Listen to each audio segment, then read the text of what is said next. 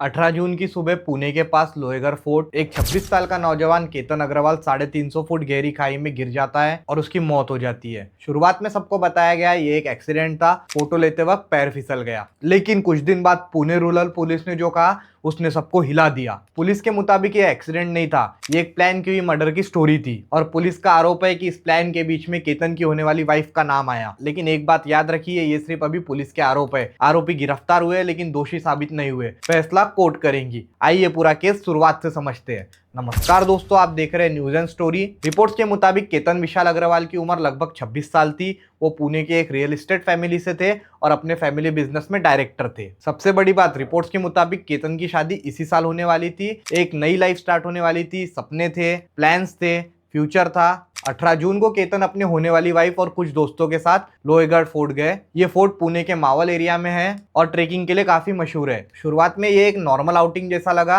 लेकिन कुछ ही देर बाद सब कुछ बदल गया। रिपोर्ट्स के मुताबिक सुबह करीब 10:30 बजे केतन फोर्ट के क्लिफ के पास थे। तभी कहा गया कि उनका पैर फिसला और वो 350 से 400 फुट गहरी खाई में गिर गए। उनकी मौत मौके पर ही हो गई। शुरुआत में पूरी स्टोरी एक एक्सीडेंट की तरह सामने आई। पुलिस के मुताबिक घटना के तुरंत बाद केतन की होने वाली वाइफ सिया एक सिक्योरिटी गार्ड के पास गई और बताया कि केतन गलती से खाई में गिर गया। पुलिस को भी और केतन के परिवार को भी यही बताया गया कि ये एक एक्सीडेंट था। लेकिन जब पुलिस ने जांच शुरू की तो कुछ बातें मैच नहीं हो रही थी। स्टेटमेंट, लोकेशन और इंसिडेंट का तरीका, इन सब पर सवाल उठने लगे। पुलिस के मुताबिक यही से एक्सीडेंट वाली स्टोरी धीरे धीरे टूटने लगी। अब केस में नए पॉइंट सामने आए। पुलिस के मुताबिक 18 जून पहली कोशिश नहीं थी। पुलिस का दावा है कि यह प्लान कई दिन पहले से चल रहा था। पुलिस के मुताबिक 31 मई को सिया ने केतन को लोहेगढ़ फोर्ट जाने की कोशिश की। फिर 14 जून को पुलिस के मुताबिक केतन को दोबारा फोर्ट ले जाया गया, जहां कथित तौर पर उसे खाई में धक्का देने की कोशिश हुई। लेकिन वो बच गया क्योंकि एक पेड़ ने उसे नीचे गिरने से रोक लिया। याद रहे, ये पुलिस का दावा है और कोर्ट का फैसला नहीं आया है। और फिर आया 18 जून।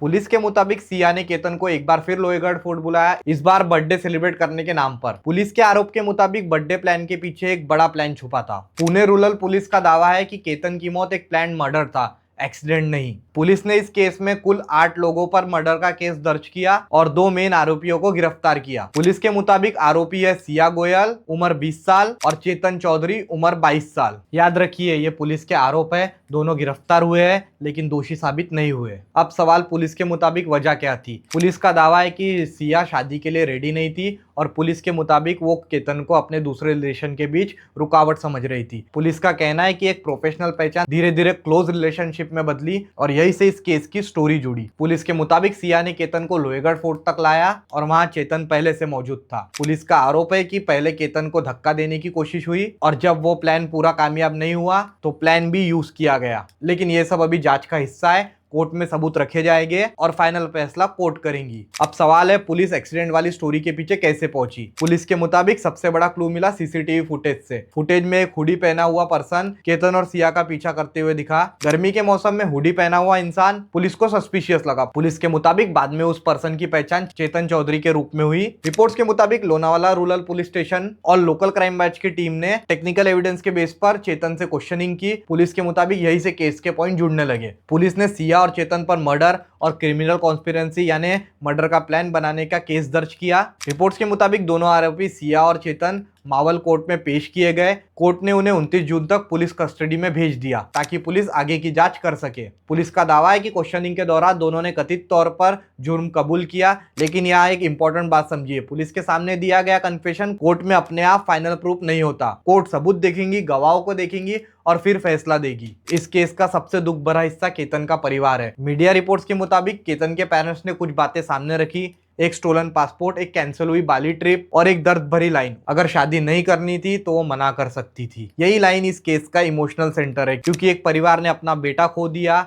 एक लड़का जिसकी शादी होने वाली थी, आज उसका घर खाली हो गया। अब सबसे जरूरी बात, ये सब पुलिस का आरोप है। आरोपी गिरफ्तार हुए हैं, लेकिन कानून के हिसाब से जब तक कोर्ट किसी को दोषी ना मान ले तब तक वो बेदोष माने जाते हैं। अभी केस में चार्जशीट भी फाइल नहीं हुई है। फाइनल फैसला कोर्ट करेंगी, इसलिए हम किसी को भी दोषी डिक्लेयर नहीं कर रहे हैं। हम सिर्फ पुलिस का दावा और मीडिया रिपोर्ट्स के बेसिस पर पूरी स्टोरी समझा रहे हैं। लेकिन इस केस से कुछ बड़े सवाल उठते हैं। पहला सवाल, अगर पुलिस गहरी जांच नहीं करती तो ये केस सिर्फ एक्सीडेंट बनकर रह जाता। दूसरा सवाल, जिस पर सबसे ज्यादा भरोसा होता है, अगर पुलिस का आरोप उसी पर हो तो ये कितनी डरावनी बात है। तीसरा सवाल, केतन के परिवार का दर्द उनके लिए ये सिर्फ एक न्यूज स्टोरी नहीं, ये उनकी पूरी दुनिया टूटने जैसा है। तो ये था केतन अग्रवाल केस का पूरा अपडेट। एक घटना जो पहले एक्सीडेंट बताई गई और फिर पुलिस के मुताबिक मर्डर केस बन गई। मैं आपसे रिक्वेस्ट करूंगा, कमेंट में किसी को अपनी तरफ से मुजरिम मत कीजिए। केस कोर्ट में है, लेकिन अपनी राय जरूर लिखिए। ऐसे केस में गहरी और फेयर जांच कितनी जरूरी होती है, कमेंट में बताइए। और आपको ऐसी बड़ी क्राइम स्टोरी सिंपल और रिस्पॉन्सिबल तरीके से समझनी है तो न्यूज एंड स्टोरी को सब्सक्राइब कीजिए, बेल आइकॉन दबाइए। हम इस केस के हर इंपॉर्टेंट अपडेट आप तक लाते रहेंगे। तब तक जुड़े रहिए। मैं मिलता हूँ आपसे अगले वीडियो में।